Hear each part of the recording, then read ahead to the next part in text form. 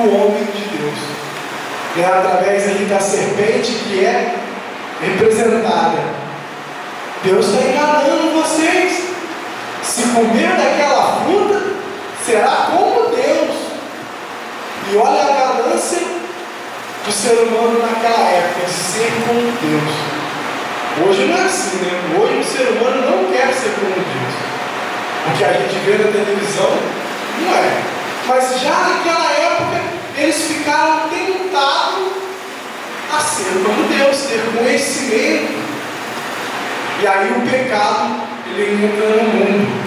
São Paulo vai dizer isso na segunda leitura. Através da desobediência. O pecado ele entra. E aí, eles notam que estavam nu. E é interessante esse contexto da primeira leitura, porque eles eram puros. Para a gente ter uma comparação, uma criança não sabe o que é nu. Ela vai notar a nudez a partir do momento que ela vai crescendo e tendo consciência. Né? A minha sobrinha, as minhas sobrinhas, né? Elas se escolhem a roupa delas. Esses dias eu tive que até ajudar a minha sogra lá, que ela não queria ir de uniforme para a escola, porque as amigas iam debochar dela. Eu não quero de uniforme, eu quero de roupa bonita. Mas nota-se que é a partir que a criança vai tendo conhecimento. Mas quando ela é nenenzinha ali, que ela não tem essa maturidade, ela não nota que ela é nua. E assim também era nós, o ser humano. Eles tinham tudo, mas eles comeram do fruto da qual Deus tinha proibido. E eles têm conhecimento, então eles agem mostrando para esconder, porque eles estavam nus. E aí sim eles têm conhecimento de maneira errada. E aí o São Paulo, na segunda leitura, ele vai falar que através da desobediência o pecado ele entra no mundo. E aí é incrível o Evangelho. O Evangelho de Jesus ele é levado para o deserto, quaresma, 40 dias. Jesus jejuou durante 40 dias. E é interessante que Jesus teve fome, porque mesmo Jesus sendo Deus, esse Deus era homem. Então teve fome, era normal. E o diabo, a palavra diabo tem o significado dividir, separar. E aí ele vem na onde Jesus teve a sua fraqueza, ali mortal, humana, que era a fome. Se tu és filho de Deus, transforme essa pedra em pão e mata a tua fome. E Jesus, no seu propósito, não cai nessa tentação. E aí Jesus responde com a palavra de Deus. Está escrito que nem de pão viverá o homem, mas de toda a palavra que sai da boca de Deus. Porque Jesus estava não só no deserto. O deserto é um lugar de superação, mas Jesus estava em oração. E isso é interessante ressaltar, porque às vezes nós passamos por dificuldades, por desertos, mas nós não estamos em oração. E quando estamos em oração, estamos fortes, mesmo que aquilo pareça nos derrubar, mas se estamos em oração, Deus nos sustenta. E aí conseguiremos responder como Jesus respondeu: nem só de pão viverá o homem, mas de toda a palavra que sai da boca de Deus. Por que Jesus responde isso? Porque ele estava em unidade com Deus. Mesmo ele sendo Deus, ele estava ali em oração. E aí o demônio não desiste. O Evangelho vai dizer assim: o separador leva Jesus ao mais alto. E aí olha como é que ele é sujo. Ele conhece a palavra, ele conhece tudo do que nós buscamos viver, ele sabe. E ele quer nos tirar de Deus. E ele usa também da palavra. Nota que agora ele usa da palavra. Ele diz assim: então o diabo levou Jesus à cidade santa, colocou sobre a parte mais alta do templo e lhe disse: se és filho de Deus, lança-te daqui para baixo, porque está escrito: Deus dará ordem aos seus anjos a teu respeito, e eles te levarão nas mãos, para que não tropece em pedra seja, ele usa da própria Escritura para tentar Jesus, para mostrar. E aí, mais uma vez, Jesus, em unidade com Deus, conhecedor da palavra, Jesus vai responder: também está escrito, não tentarás o Senhor teu Deus. Mas ainda assim ele não desiste. Ele não desiste, mesmo sendo Jesus, né? E ele vai dizer assim: mostrou-lhe os reinos do mundo sua glória. E é interessante porque o inimigo de Deus, a cada dia que passa, ele vai conquistando mais coisas, mais coisas. E já naquela época ele mostrou tudo que ele já tinha conquistado ali. E ele oferece a Jesus um poder. Olha, a pandemia mostrou uma coisa: você não mora no condomínio, você tem dinheiro. O entregador não pode ser. Teve pessoa que ficou sem comer. Só que acontece, mesmo com dinheiro, o entregador tinha que entregar comida. Você ficava com medo do entregador chegar a te contaminar. Isso aí que Deus passou, mesmo a gente passando fome. Tem pessoa que passou. Está falando, é complicado. Verdade. E aí, só voltando um pouquinho para o Evangelho, e aí, nota-se que aqui, qual foi o primeiro passo que fez o homem lá no primeiro cair? Lá na primeira leitura. Era o querer ser como Deus, poder, ganância, ter status. E aí, olha o que o diabo oferece. Mostrou os reinos, tudo aquilo que ele tinha oferecido a Jesus. E aí, essa resposta de Jesus, para mim, é a melhor resposta que tem na Bíblia. Jesus responde assim: vai-te embora, Satanás, porque está escrito: adorarás o Senhor teu Deus, e somente a Ele prestarás culto. E o diabo deixou, porque ali Jesus disse assim: você que tinha que estar me adorando, eu que sou teu Deus, e não eu prostrar diante de você. Porque Deus ali Deus sempre vai ser, Jesus é Deus. Quando nós adoramos Ele na Eucaristia, é Deus. A palavra de Deus vai nos dizer que Jesus é o mesmo hoje, ontem e sempre. E Jesus vai falar assim, e Ele afasta. Numa outra tradução, a palavra de Deus ainda vai dizer assim: Ele se afastou para voltar em momento oportuno. A gente já ouviu isso? E é interessante porque o inimigo de Deus, ele não desiste de nos tirar do caminho de Deus. Ele nunca vai nos desistir. O João colocava muito bem sobre a pandemia, né? E no auge da pandemia, como nós reclamávamos porque não tinha Santa Missa, e a gente só podia assistir pela televisão. E depois que a pandemia se estabilizou através da vacina, quantas vezes nós faltamos à missa? Não era? A gente não tinha esse desejo? Eu quero a missa, não pode porque a igreja está fechada. E quantas vezes nós faltamos? E aí, o salmo, que a Joselice cantou maravilhosamente, que nos toca. O salmo, ele vai dizer assim, o salmista, ele começa aqui com o refrão: piedade, ó Senhor, tende piedade, pois pecamos contra vós. Quando nós reconhecemos essa essência, que somos pecadores e pedimos perdão, piedade, o Senhor está sempre disposto a nos reconciliar. E aí o salmista continua: tende piedade, ó meu Deus, misericórdia, na imensidão de vosso amor, purificai-me. Que nós possamos reconhecer essa grandeza desse Deus, pedir para que Ele possa nos purificar, que nós possamos ser lavados nessa misericórdia de Deus, que nós possamos ser restaurados.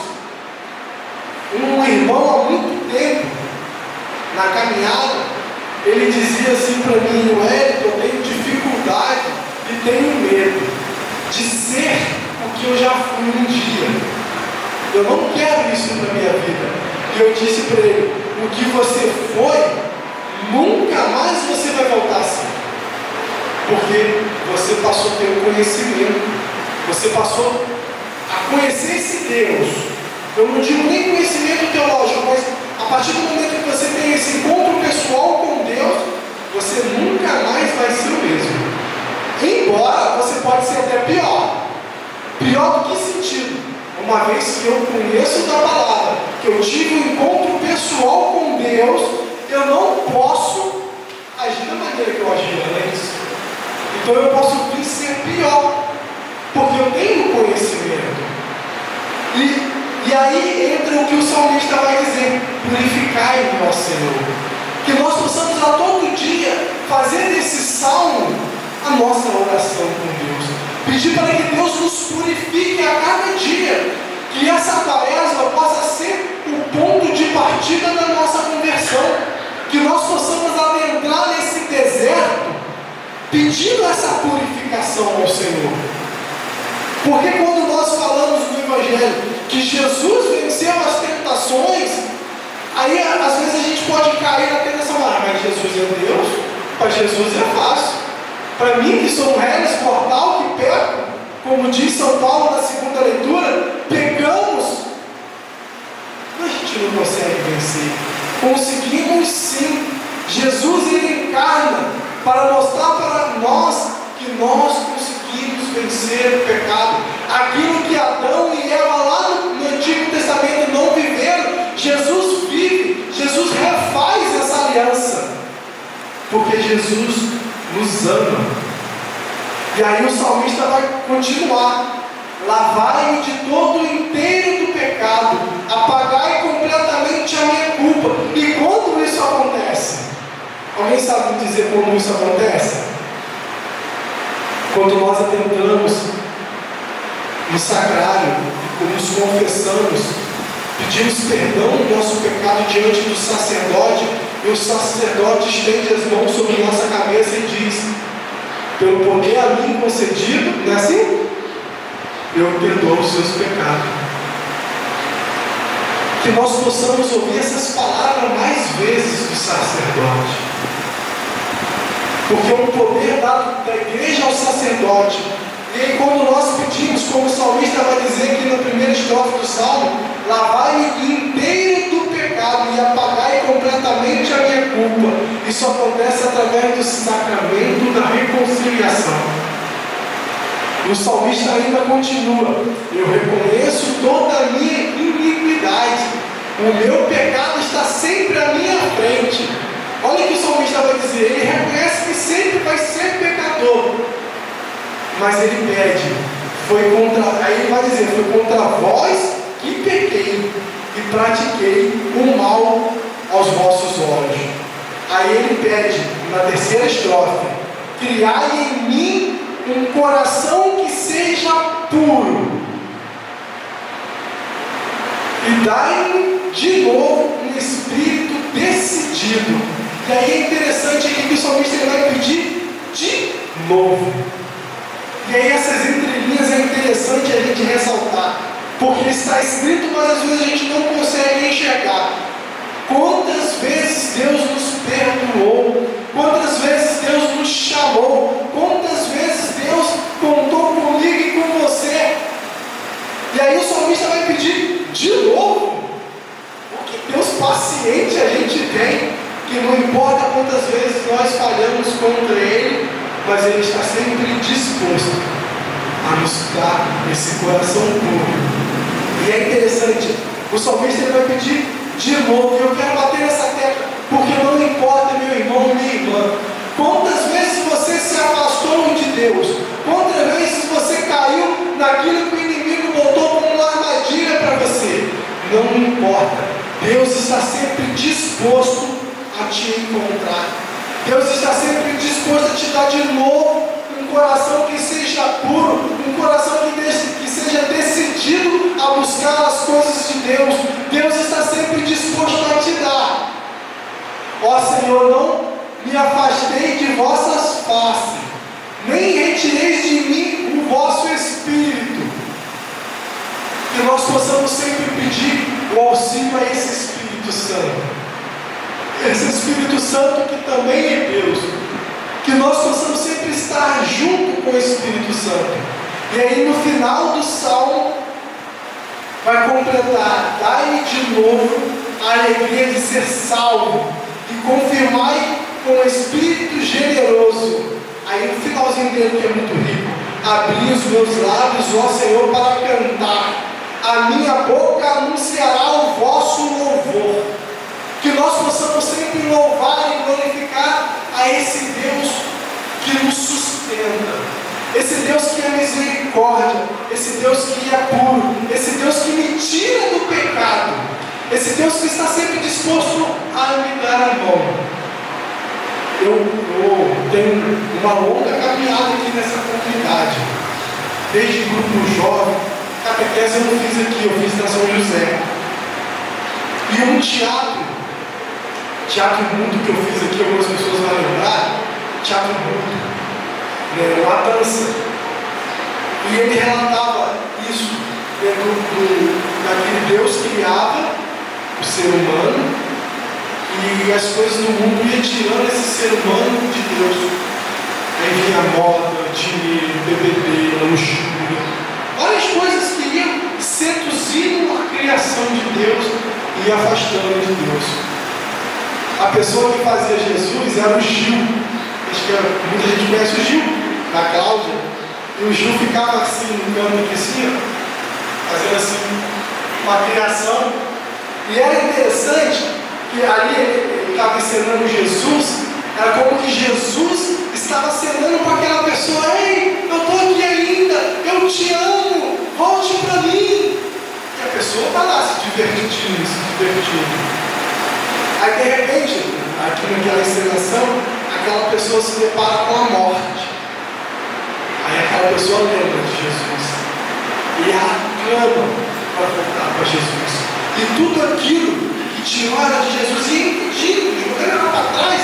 Aí a moça que fazia essa personagem, essa pessoa, no final que a gente ensaiou bastante, vários ensaios, ela estava toda roxa, porque a gente pegava e jogava mesmo, para ficar real, né? Ele era artista, tinha que ser real, e jogava ela lá embaixo, ela voltava correndo, se tocava de novo. E aí foi uma coisa muito bonita. Naquela época eu não conseguia entender, porque eu não tinha essa maturidade da qual eu tenho hoje, mas hoje, assim, toda vez que eu vou falar sobre o pecado, eu lembro desse teatro. A gente acabava toda roxa, ela se jogava, aí no final, Jesus entra, né? Gil entra como Jesus, protegendo ela e recupera, pega ela de volta. E isso é muito simbolismo da nossa vida. Deus nos cria, nos dá amor, e muitas vezes nós nos perdemos, nos afastamos. E aí Jesus fica, como o Gil ficava aqui: ei, eu estou aqui, esperando a nossa volta. Tem uma canção que eu gosto muito, a gente costuma cantar muito na missa, estava com saudade de ti, estava com saudade de ti. Eu me afastei, não te procurei quando eu mais precisava. E essa canção retrata muito eu. E aí eu não vou falar no entorno nosso, eu vou usar eu. Retrata muito eu. Por quê? Eu me afastei muitas vezes de Deus. Quantas vezes a gente mais precisa, a gente se afasta. E Deus está sempre disposto ali, na Sagrada Eucaristia, no confessionário, nos sacramentos, a estender a sua mão de misericórdia. Por isso, eu te convido a se levantar, fechando seus olhos, pedindo para que esse Espírito Santo te reconcilie com Deus. Aonde você esteve, aonde você está nesse dia, não importa. Mas que você possa fechar os seus olhos e através dessa canção você ter esse diálogo pessoal com Deus. Esse diálogo de entender que através do Espírito Santo de Deus a gente consegue ter esse encontro pessoal. Mesmo que você possa estar nesse momento dizendo assim: eu não mereço porque eu sou pecador, mas o Espírito Santo de Deus, ele vem sobre nós vai nos restaurando.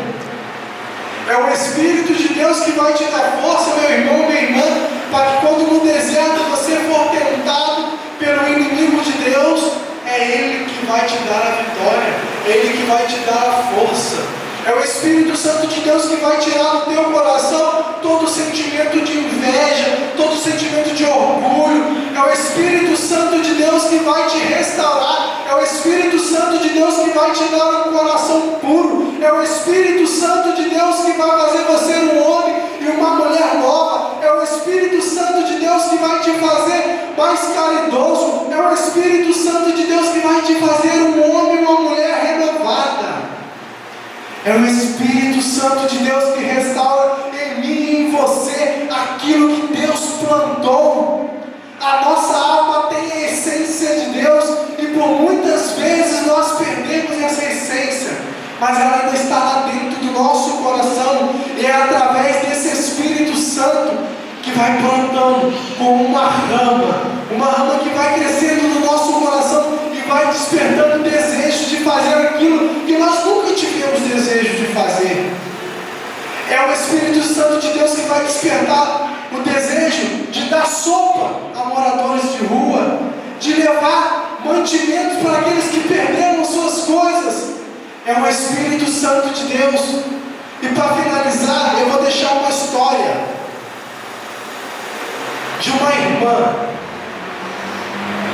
conhecida por fazer caridade. E na Jornada Mundial da Juventude, o bispo contou essa história. O bispo que foi assessorado.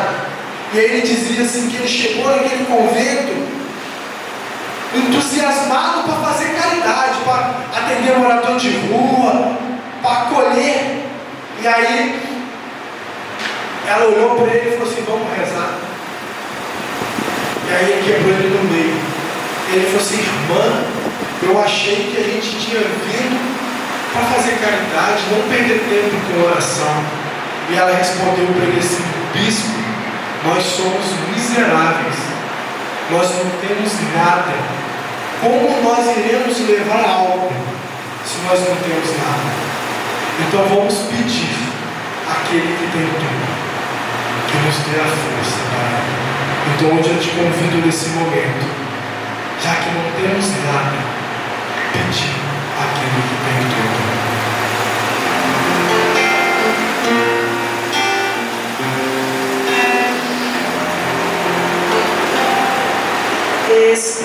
Espírito, vai pedindo esse Espírito Santo sobre a sua vida. Vai pedindo esse Espírito Santo que enche na sua vida, sem medo, vai se entregando sem reservas. Vai deixando que esse Espírito Santo vai te enchendo, te contemplando.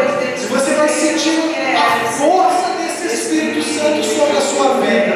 Vai deixando esse Espírito Santo adentrar sobre a sua vida, nos cômodos do seu coração. Esse Espírito Santo que vai adentrando.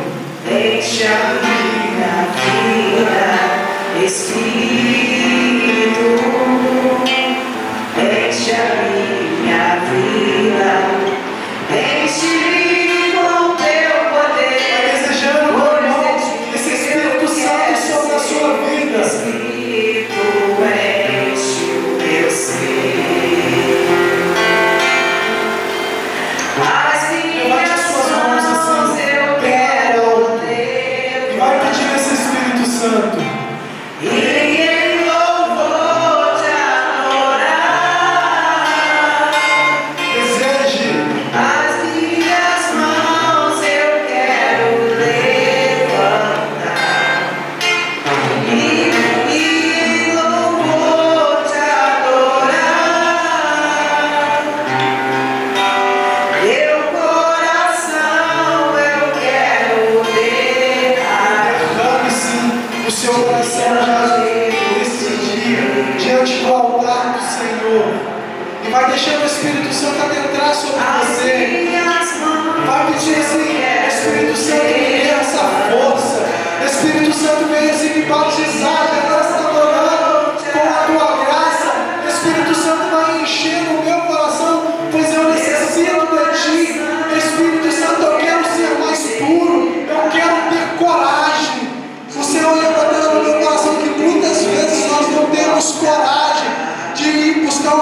missionário, de buscar um padre, buscar uma direção espiritual. Então vai pedindo essa coragem. Espírito